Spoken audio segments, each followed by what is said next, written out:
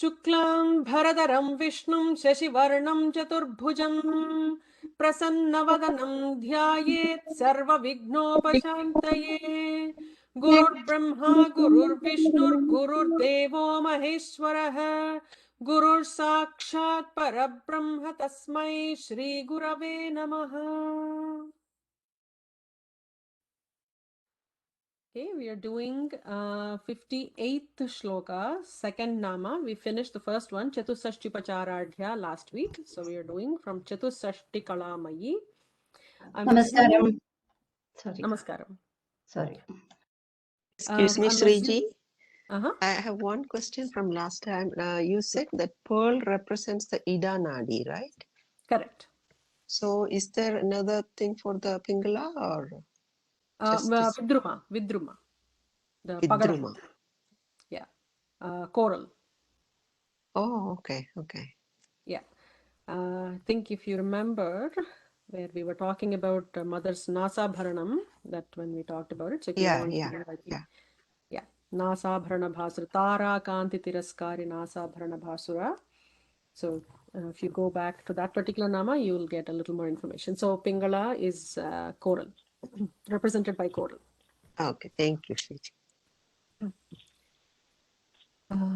Okay, so Chatusashti Kalamayi. I'm assuming we have chanted these shlokas. They are tongue twisters for some, so I would like to just ensure that everybody is able to chant these very well. So as we are understanding the deeper meanings of each of these, it's important to actually just make sure that your chanting quality increases too. So whether you are doing the 64 upacharas or not, even by chanting the nama, and if you have a good flow, Lalita Sahasranamam takes 10 to 12 minutes if you're doing it manasikam.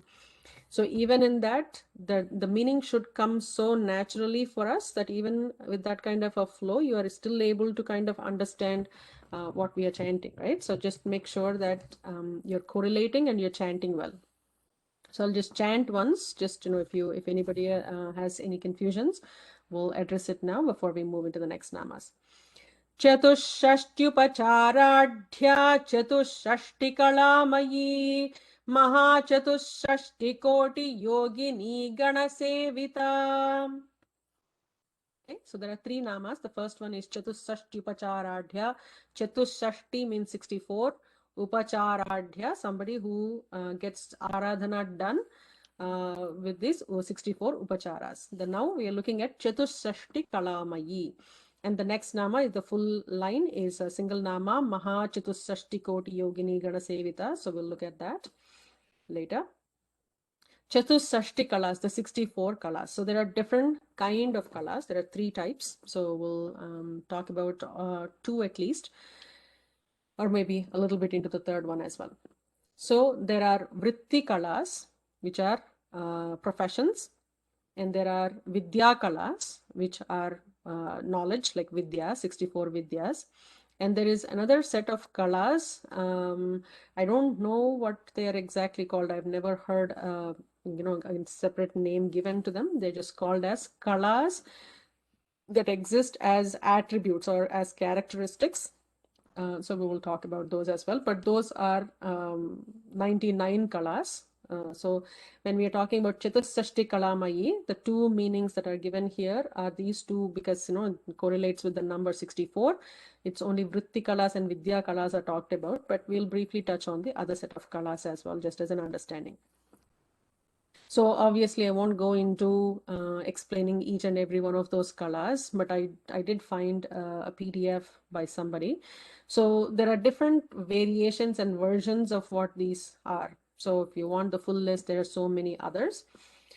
So when it comes to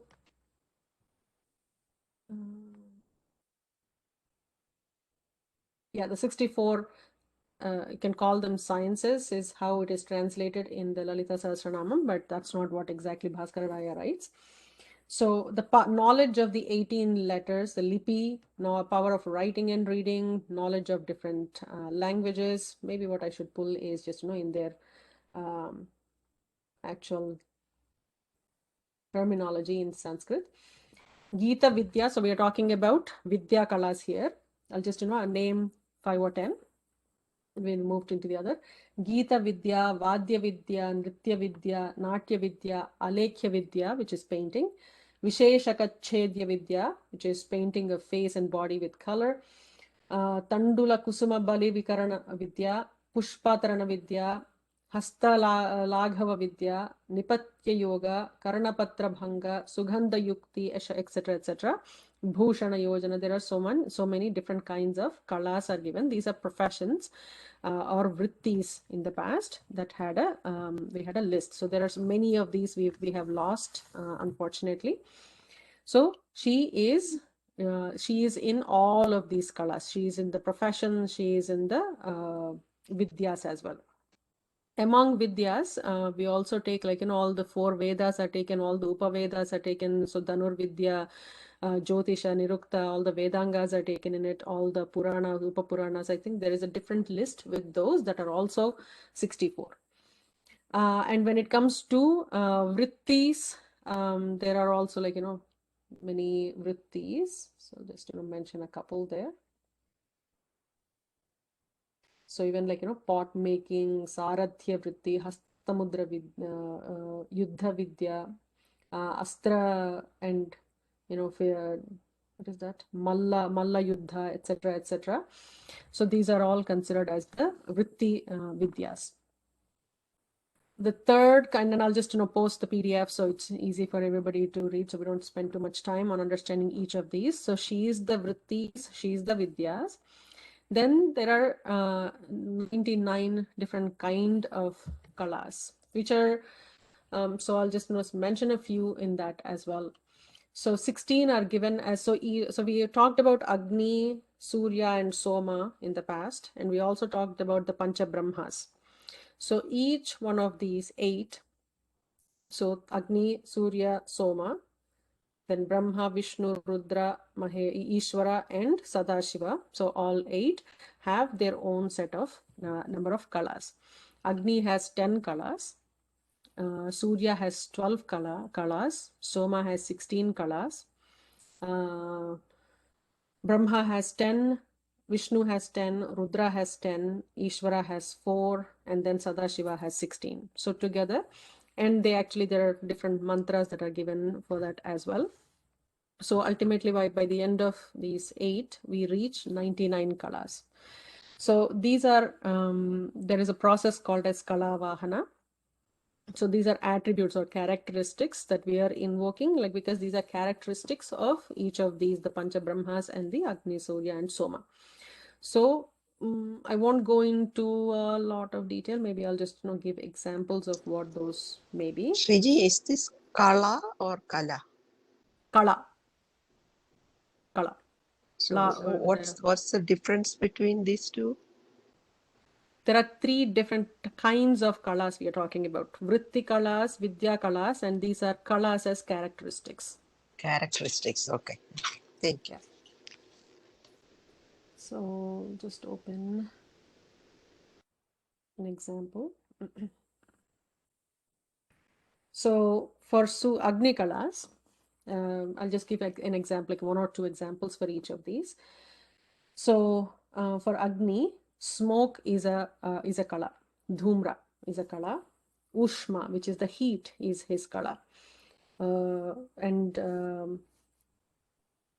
so Havyavahini is a kala, which is Kala Shakti basically. It is like being able to consume the ghee that is being provided in the Havana.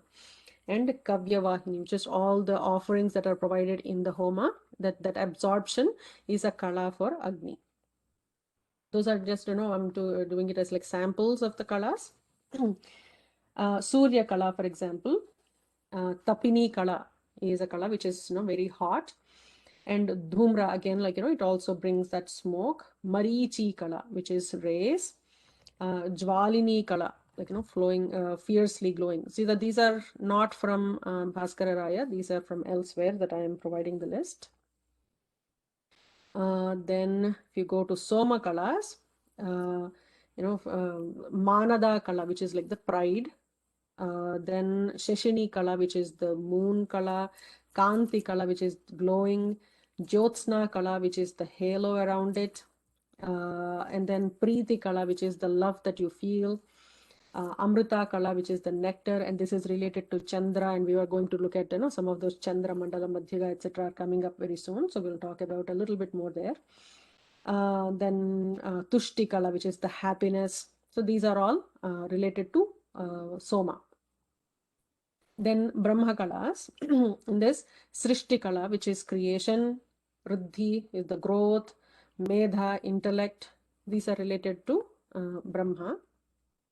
And then in Vishnu Kalas, Palini Kala, which is protecting, Shanti Kala, which is peaceful, and then Preeti Kala, which is again love. These are all Vishnu Kalas.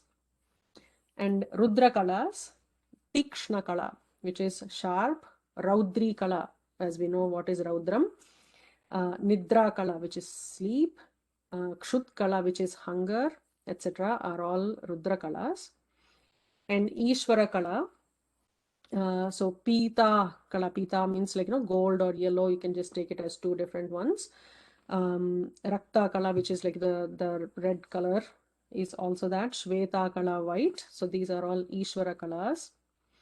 And Sadashiva Kalas, Nivritti, which we all know from Pravritti, Nivritti. So detached, detachment is a Kala. Vidya Kala, the learning or the self-realization kind of learning. So that Vidya. Shanti Kala, peace. Then Rechika, which everybody knows what Rechika Kala is. Sukshma Kala, which is like, the smaller, the unmanifested form of the universe, which is very in the subtle, the smallest part. And Jnanamritam, the knowledge beyond senses, all of these are considered as Sadashiva Kalas. So she is the Kalamayi, she is in everything, all kinds of Kalas are nothing but her. Mayam means just they are she is the embodiment of all of these things, or she is the essence of all the Kalas, or you can take it as she provides all of those Kalas for somebody, or through those Kalas one can achieve her. So these are the different kinds of what meanings that you can extract from Kalamayi, the Mayi word. The next nama is Maha Chatusashti Yogini Ganasevita. So I'll just go back to my other book.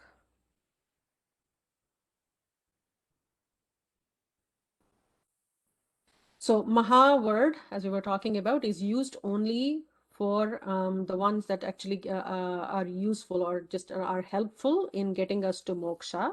That is not a small word to be used anywhere. So Maha Chatushashti Koti Yogini Ganasevita. So 64, Chatusashti means 64, Koti is, we all know what Koti is, the 64 crores of yoginis, Yogini Gana is performing sevas for the mother. So where are these 64 crores of yoginis that we are talking about? So as I mentioned in the past, in Sri Chakram, there are positions of yoginis that are on Sri Chakram. So we say there are 576 crore devatas in the Sri Chakra who are doing sevas to the mother. So she is the essence, she is the Shakti of all the devas that exist, right? So so we say 576 crores is the number on the Sri Chakram, out of which there's specific reason why they used Maha Chatusashti Koti Yogini Ganasevita. In the square that you're looking at, this external square, I don't know if you're able to see, there are 3 lines. Maybe I should pull up a Sri Chakram. Sec.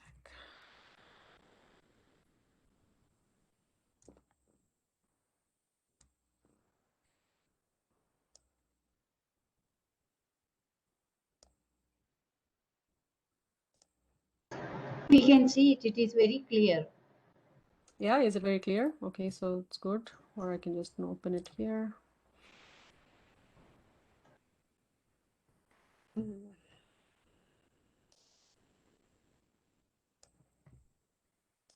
So in the 3 squares,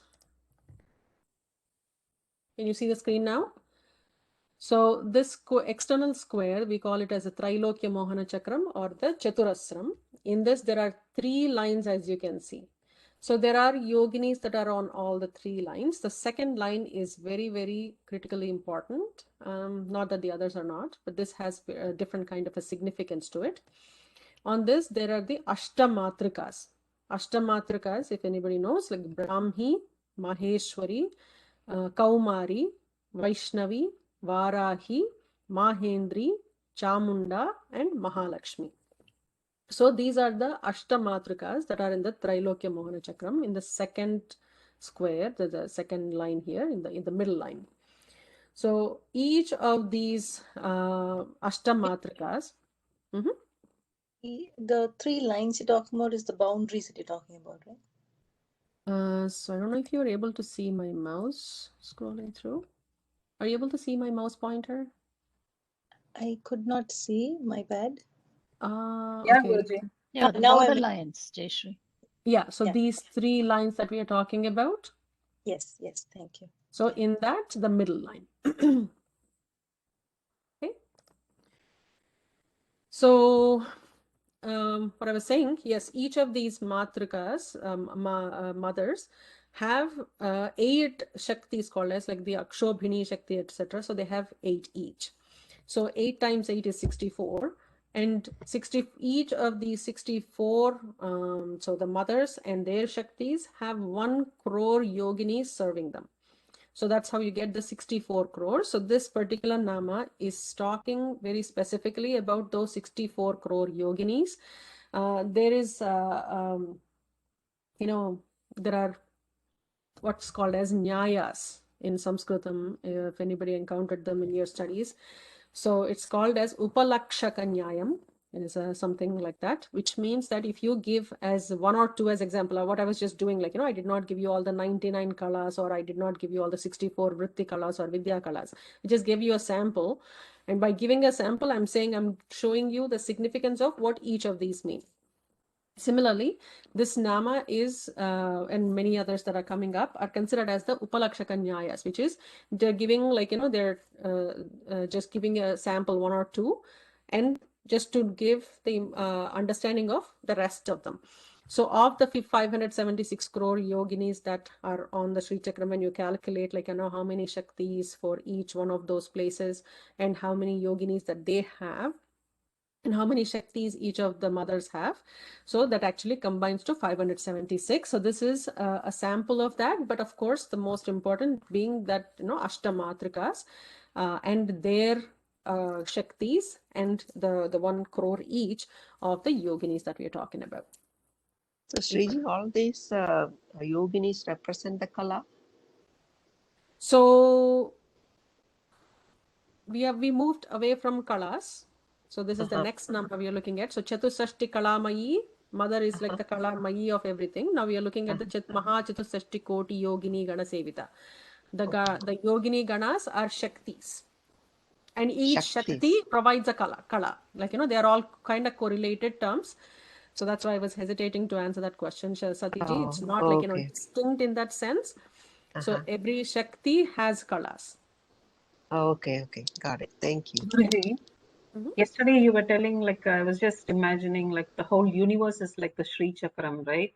So if this crows means, like, everything is filled with these yoginis at the moment, like each and every, like, there's no space, like, if you think about it, in the center, and like we are surrounded by all these yoginis. Absolutely. It's, I'm not able to explain it, but like it's mind blowing at this moment. What you're telling. Exactly. And it is not just we are surrounded by them. It is they are within us too, and we have just not uncovered many of these. We might have some, for example, when we talk about kalas, and somebody is so good at like Natya Kala, so they have uncovered that part of it, and I cannot dance at all, and so I haven't uncovered that kala. But if you talk about say for example Tapini Shakti or Tapini Shakti, some people feel that heat, and I used to remember, like, I had when it comes to summer, I'll still probably have it, like, I'll have a humidifier because I'm just so hot when I'm talking about these, and sometimes I can manage and control, and I always wear a Spatika Mala, like, around my neck sometimes, and mostly on my pulse, just keep that that cooling effect, and especially I wear it on my right hand, and sometimes I feel like I need it on the left, just also like, you know, the Ida Pingala balance as well. So all of these are kalas that exist within us. All these Shaktis exist within us and the entire universe. We are just a microcosm, a small part of the whole universe. So whatever exists outside cannot be independent or exclusive to the universe, and I'm outside of it, right? I'm just part of it. Just make sure that, you know, you're thinking in that lens as well. So we always say, you know, Sri Chakram represents, you know, the yantra, mother's vigraham, the whole universe as the macrocosm, and, you know, our body as the microcosm. All four are to be seen equally. So that's how it is explained in Sri Vidya. Thank you, Guruji. So I hope, like, you know, that calculation, you understand the, you know, why. Now just connect it again, going back to why Sri Chakram was called as the Mahayantra, and, you know, Maha Mantra, like all of those meanings. Why, what is the importance of Sri Chakra? You can understand with this nama, the Maha Chatusashti Koti Yogini Ganasevita. So moving to the next shloka, 59th. Manu Vidya, Chandra Vidya, Chandra Mandala Madhyaga, Charu Rupa, Charu Hasa, Charu Chandra Kaladhara. So there are six namas, three namas in each of the lines. So we'll chant the shloka and then we'll go to the nama meanings. Who would like to chant the shloka with me? I can. Okay. Manu Vidya, Chandra Vidya, Chandra Mandala Madhyaga. Manu Vidya, Chandra Vidya, Chandra Mandala Madhyaka. Charu Rupa, Charu Hasa, Charu Chandra Kaladhara. Charu Rupa, Charu Hasa, Charu Chandra Kaladhara. We'll do the full shloka. Manu Vidya, Chandra Vidya, Chandra Mandala Madhyaga. Charu Rupa, Charu Hasa, Charu Chandra Kaladhara. Manu Vidya, Chandra Vidya, Chandra Mandala Madhyaka. Charu Rupa, Charu Hasa, Charu Chandra Kaladhara. Awesome. Does anybody actually, like, if you were chanting along, does anybody feel the vibration in the heart for the last two, Madhyaga and Kaladhara, when you do that Mahaprana? Yeah. Yeah, Guruji. Yeah, that's very important.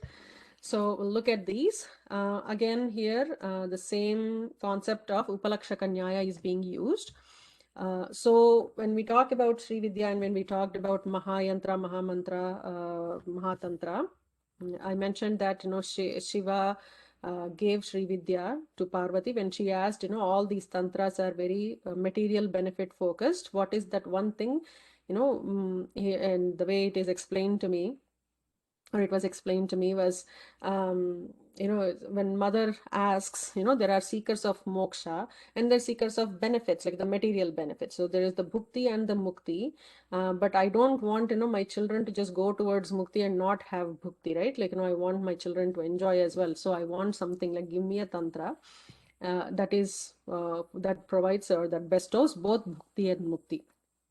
So Shiva at that time provides Sri Vidya, and there are many, what we would have, I don't know what's the correct name if I'm using the right term here.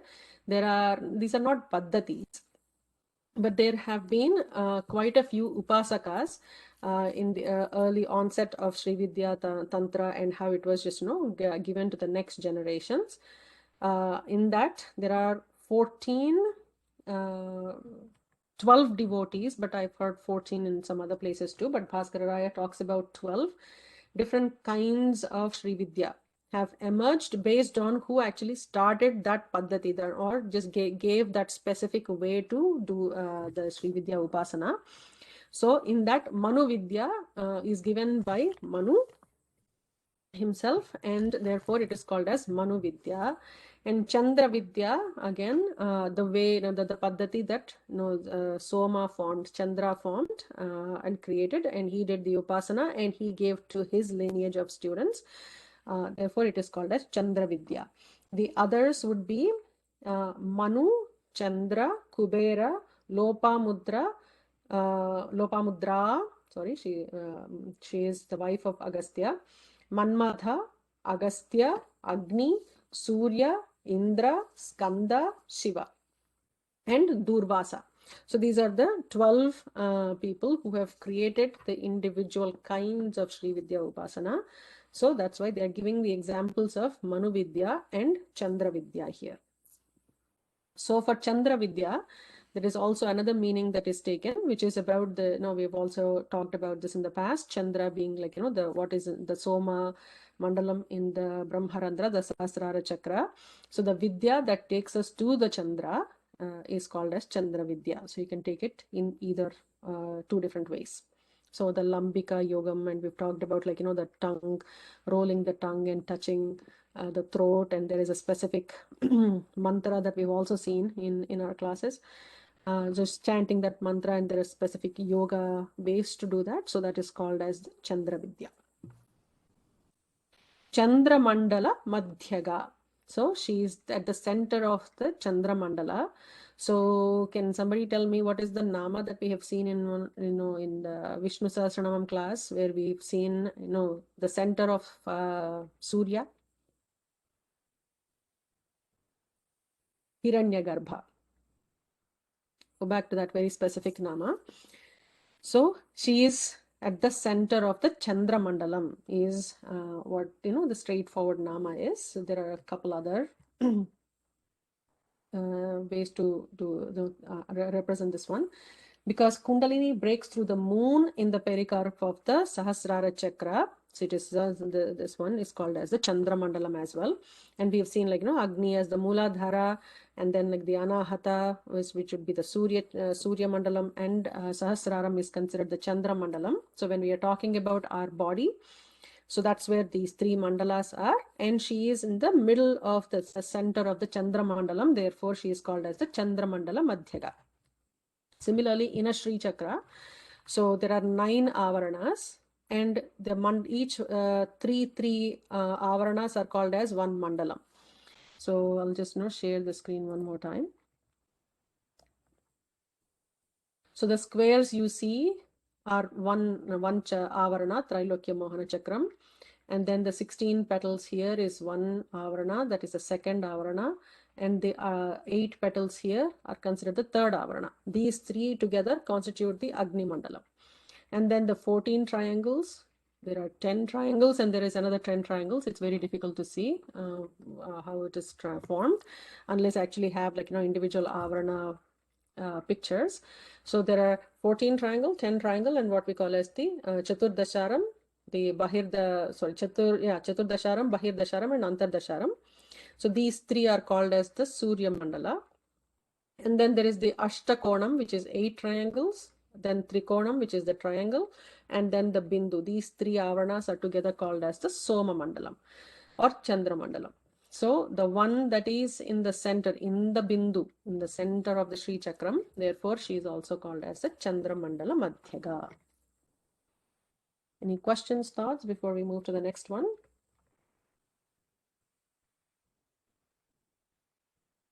Okay. Next nama is Charurupa, the of exquisite beauty. That's how it's easily defined in one word.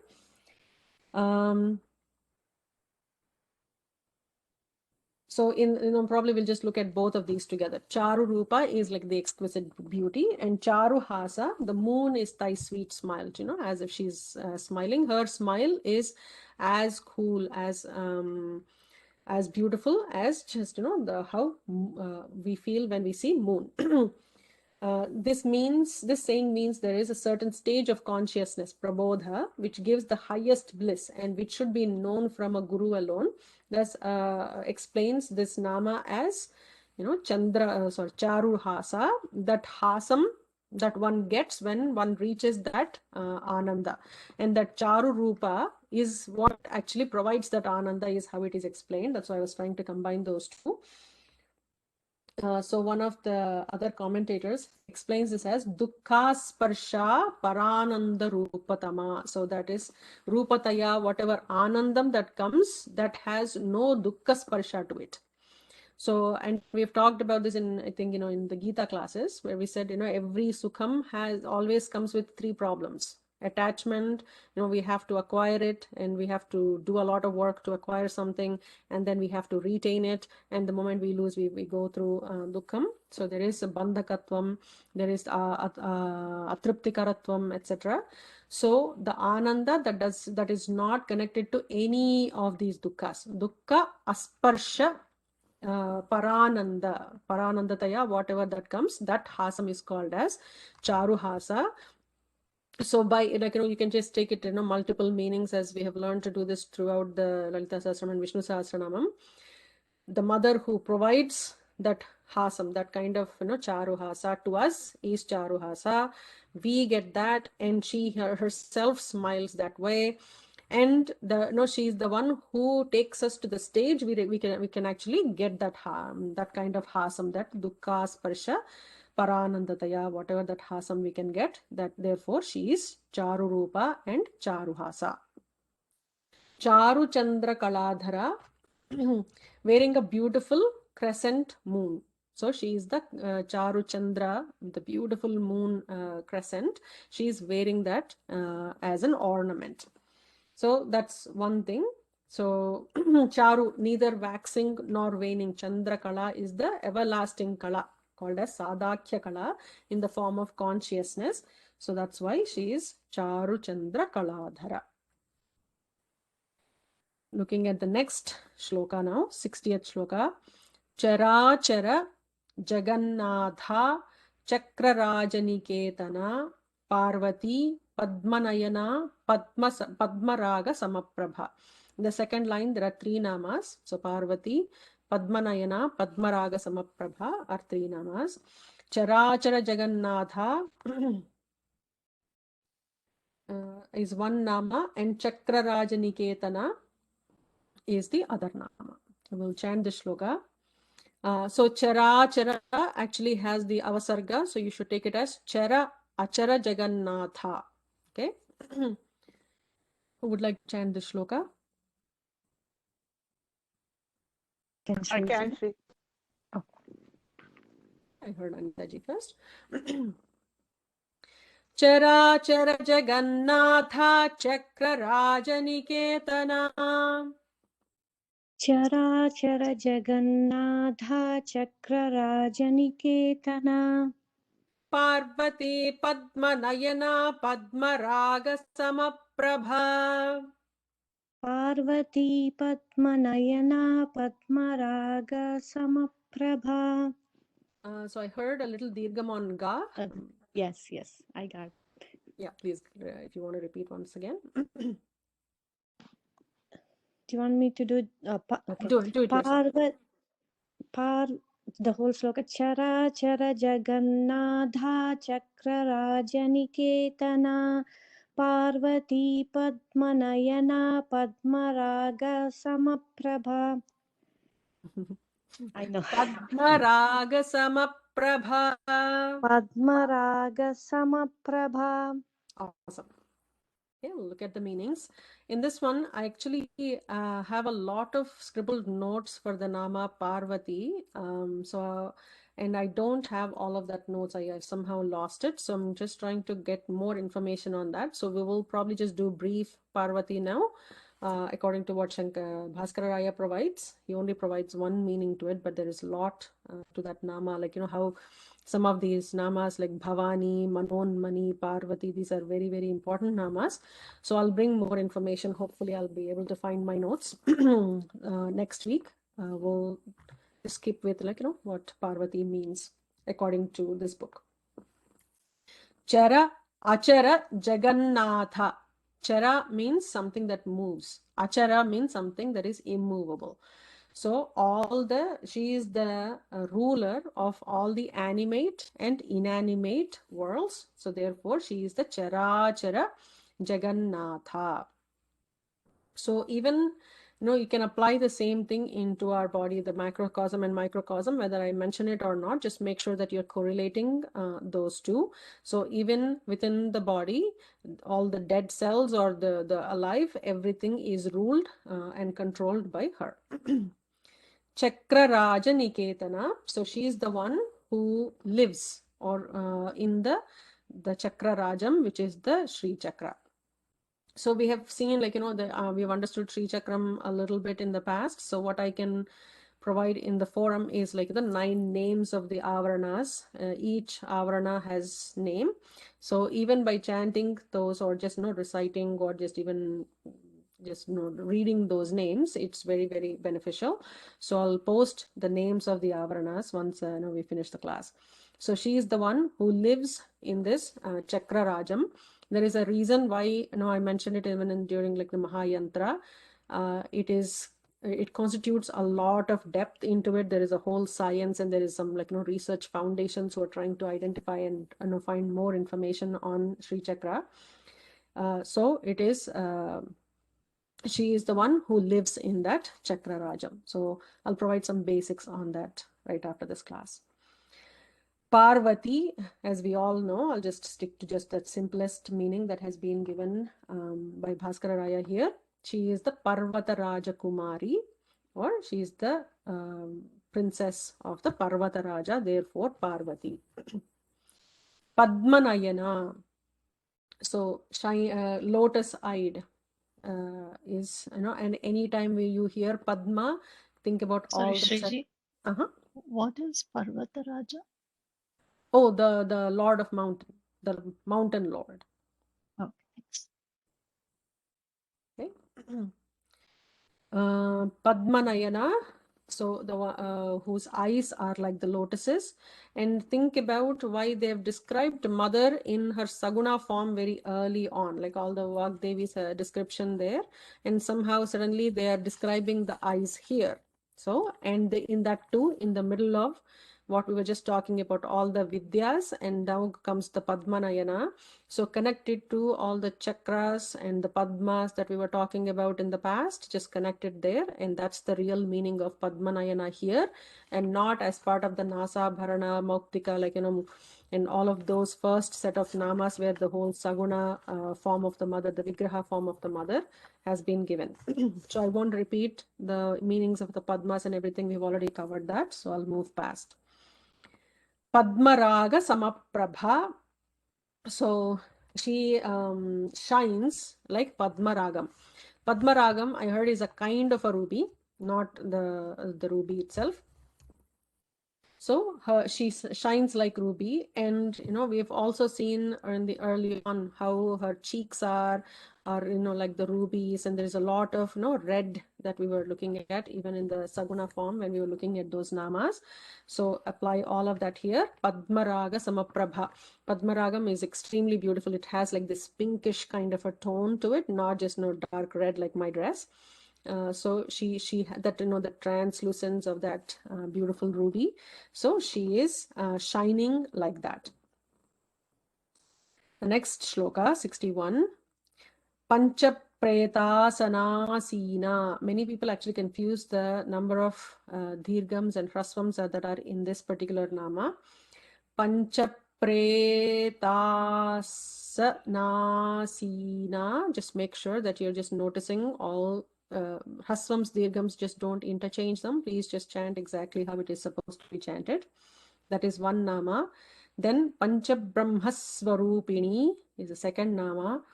Chinmayi, Paramananda, Vijnana Ghanarupini. Those are 3 namas in the second line. So we'll chant the shloka. Who would like to chant this with me? I'll try, Sriji. Yeah.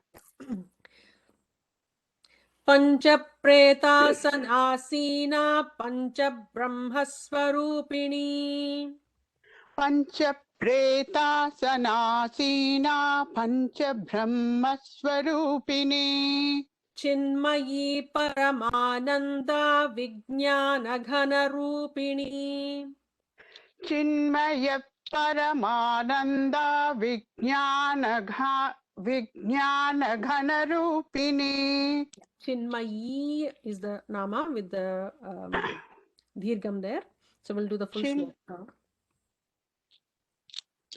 पञ्चप्रेतासनासीना पञ्चब्रह्मस्वरूपिणी Chinmayi परमानन्दा विज्ञानघनरूपिणी. Awesome. Thank you, Padmaji. Panchapretasana. So we have seen something similar in the first few shlokas as well. I need to go back and look at that. Panchabrahmasana sthita. This has a similar meaning, but just changes, the meaning changes a little bit.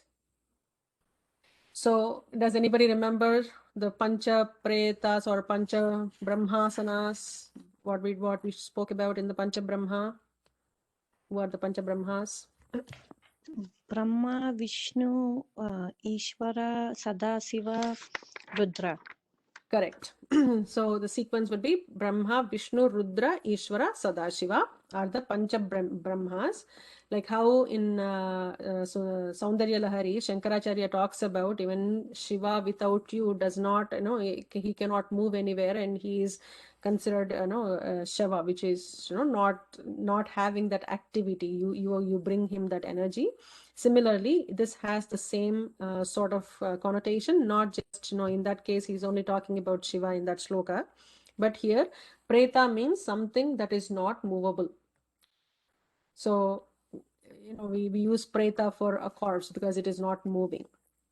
So, she is the one who makes all of these immovable lords move. She is the Shakti in them to be able to move them. So Panchapretasana, Panchapreta Asanasina. So the one who is seated on the Panchapretas. Or the Panchabrahmas. Preta is, does it also meaning? I'm sure it doesn't come in this context, but Pretam also means dead body, right? Correct. I was just saying that. So it's even a corpse is called a Preta because the body cannot move, right? So as soon as it loses that energy, that is moving it, or even the heart beating in that person, therefore that is called as Preta. So she is the one that actually creates that energy, that movement in any of these lords in the Panchabrahmas. Therefore she is the one who is seated in them, is what it is saying. So Panchapreta Asanasina. Asanasina means the one who is seated on that asana.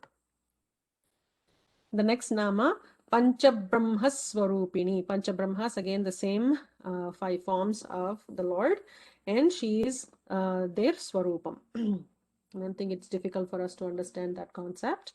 So moving to the next one, Chinmayi, Chit Mayam.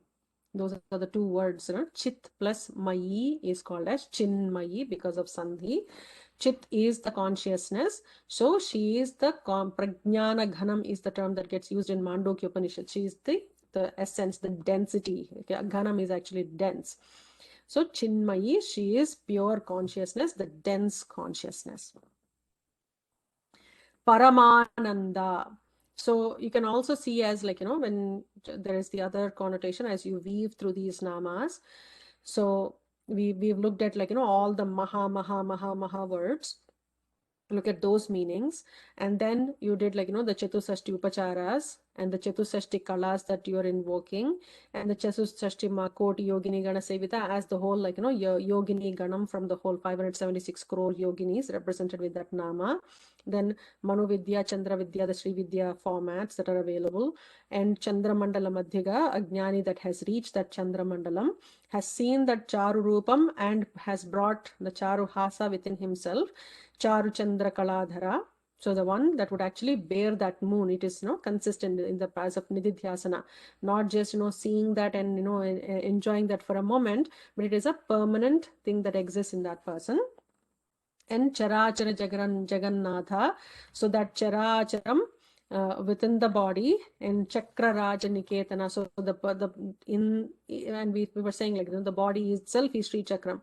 So that Chaitanyam within that person is so active. It is not, we were talking about the coverings of the Panchakoshas in the previous class. So that the permanent nature of the consciousness is seen. So all of these are very, very connected namas. So Chinmayi, that person will become Chinmayi or Chinmaya, whichever gender you can take it as.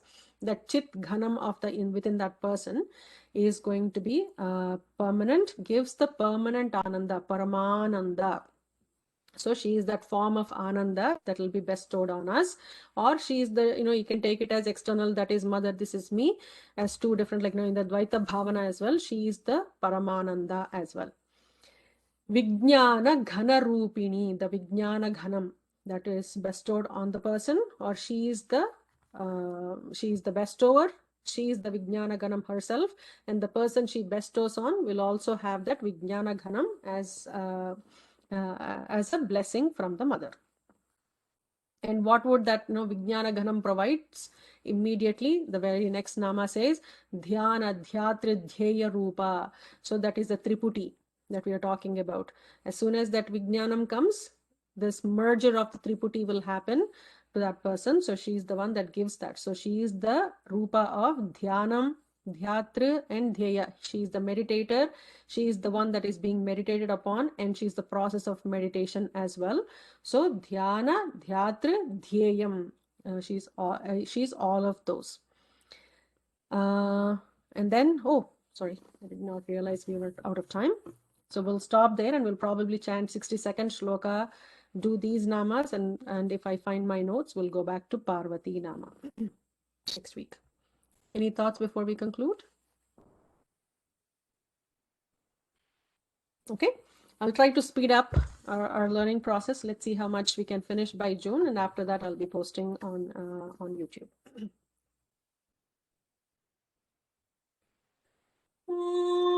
Purnamadah Purnamidam Purnat Purnamudachyate Purnasya Purnamadaya Purnamevavasishyate. Om Shanti Shanti Shanti Harihi Om Sri Gurubhyo Namaha Harihi Om. Sarvam Sri Paradevata Arpanamastu. Thank you so much for your time. We'll chat next week. Thank you, Sriji. Sriji. Thank you, Sriji. Thank you, Thank you, Sriji.